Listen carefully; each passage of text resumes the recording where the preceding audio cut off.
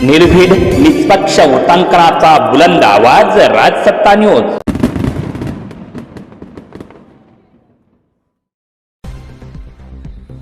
Long मार्चने घेतले आक्रमक वळण, मागण्या मान्य होईपर्यंत पालकमंत्र्यांच्या वाड्यासमोर आंदोलन, डॉक्टर अजित नवले यांचा इशारा। किसान सभेच्या वतीनं सुरू असलेल्या लॉंग मार्चने आता आक्रमक वळण घेतलंय।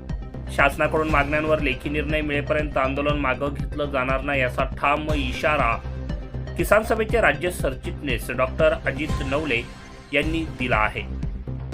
पालकमंत्री नामदार राधाकृष्ण विखे पाटील यांचं गाव असलेलं लोणी आणि त्यांचा वाडा हेच पुढील आंदोलनाचं केंद्र राहील असं त्यांनी यावेळी बोलताना स्पष्ट केलंय। अकोले तालुक्यातील राजुरी इथून शेतकरी व कामगारांच्या प्रलंबित प्रश्नांसाठी अखिल भारतीय किसान सभा आणि centre of Indian trade union यांच्या वतीनं मंगळवारपासून लॉंग मार्चला सुरुवात करण्यात आली।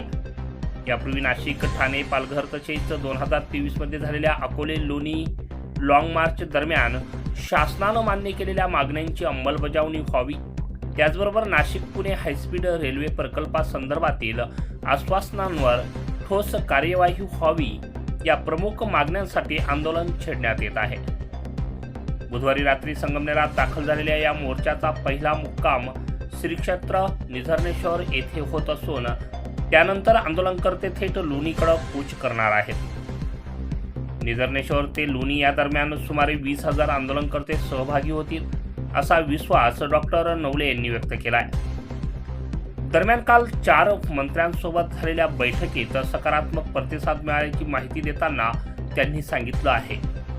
त्यावेळी त्यांनी सांगितलं की अद्यापही लेखी आश्वासन न मिळाल्यानं आंदोलन सुरूच राहणार आहे। सध्या मोर्चा निझर्णेश्वराच्या दिशेने निघाला असून तेथे मुक्काम होणार आहे। या परिसरात बिबट्याचा वावर तसेच पाणी टंचाईची समस्या गंभीर असल्यानं तातडीनं उपाययोजना करण्याची मागणी देखील आंदोलनकर्त्यांकडून करण्यात आली आहे। लोणी, खुर्द किंवा बुद्रुक येथे अन्यत्र न थांबता थेट मंत्री विखे पाटील यांच्या वाड्यासमोर ठिय्या आंदोलन करण्यात येणार आहे। जोपर्यंत मागण्या मान्य होत नाहीत तोपर्यंत तिथून हलणार नाही अशी भूमिका आंदोलकांनी घेतली आहे।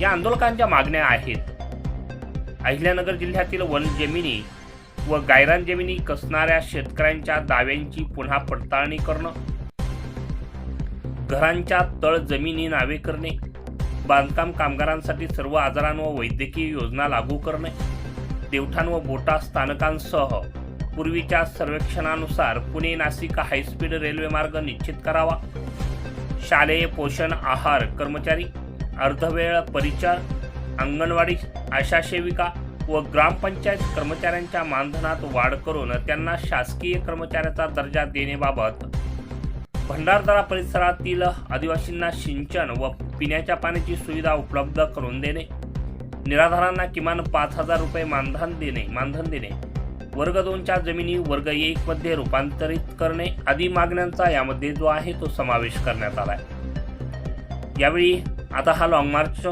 थेट लोणी येथे नामदार राधाकृष्ण विखे पाटील यांच्या वाड्यावर जात आहे। त्यामुळे आता पुढील प्रश्न गंभीर होताना दिसतो आहे। राजसत्ता न्यूज ब्युरो, संगमनेर।